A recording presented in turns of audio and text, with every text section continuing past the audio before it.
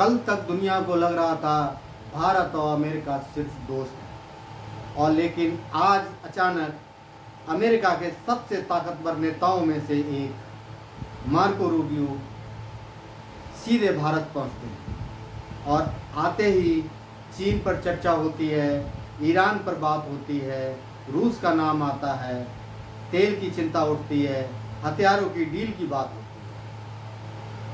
और make in India तक मुद्दा बन जाता है।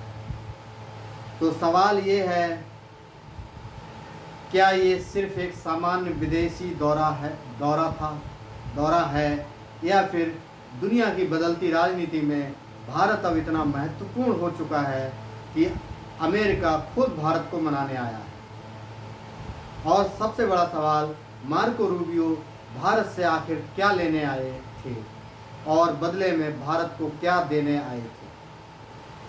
आज की कहानी सिर्फ एक मुलाकात की नहीं है, ये उस नई दुनिया की कहानी है जहां भारत अब किसी का साथी नहीं बल्कि खुद एक शक्ति बनता जा रहा है। अमेरिका को अचानक भारत की इतनी ज़रूरत क्यों पड़ गई? दुनिया इस समय 3 बड़े संकटों से गुजर रही है। चीन की बढ़ती ताकत, ईरान और पश्चिमी एशिया का तनाव और वैश्विक व्यापार युद्ध। और इन तीनों के बीच एक देश हर जगह महत्वपूर्ण बनकर उभरा है, भारत। अमेरिका को अब समझ आ चुका है कि अगर एशिया में चीन को संतुलित करना है, अगर हिंद महासागर को सुरक्षित रखना है और सप्लाई चेन बचानी है, अगर पश्चिमी एशिया के तेल मार्ग सुरक्षित रखने हैं, तो भारत के बिना ये संभव नहीं। इसलिए रूबियो की यात्रा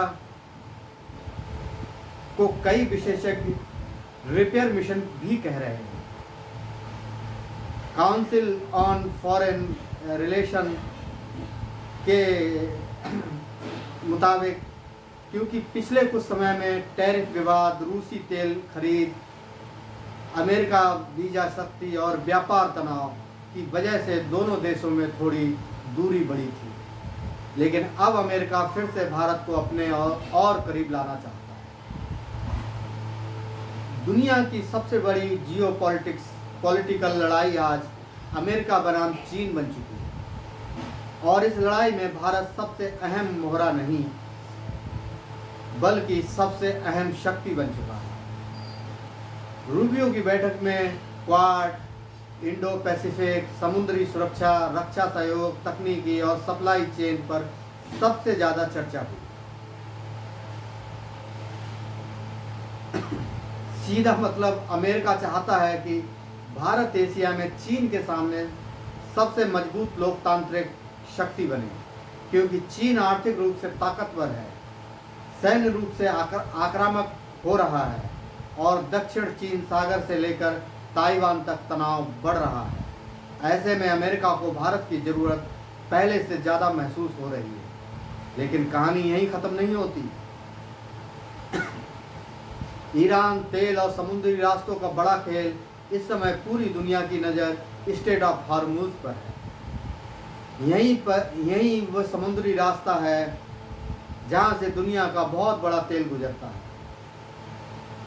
भारत की ऊर्जा सुरक्षा भी इसी से जुड़ी है, और अभी ईरान संकट के कारण पूरी दुनिया डरी हुई है कि अगर ये रास्ता प्रभावित हुआ तो तेल के दाम आसमान छू सकते हैं।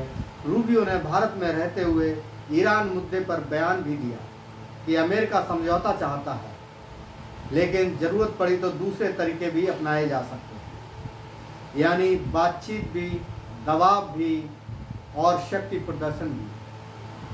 अमेरिका चाहता है कि भारत पश्चिमी देशों के साथ समुद्री सुरक्षा में खड़ा दिखे, ईरानी तेल पर निर्भरता कम करे और अमेरिकी ऊर्जा साझेदारी बढ़ाए। लेकिन भारत ने यहाँ भी संतुलन रखा।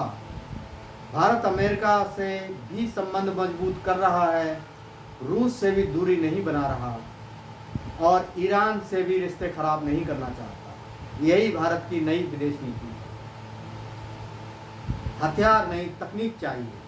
पहले भारत सिर्फ हथियार खरीदता था, लेकिन अब भारत बदल चुका है।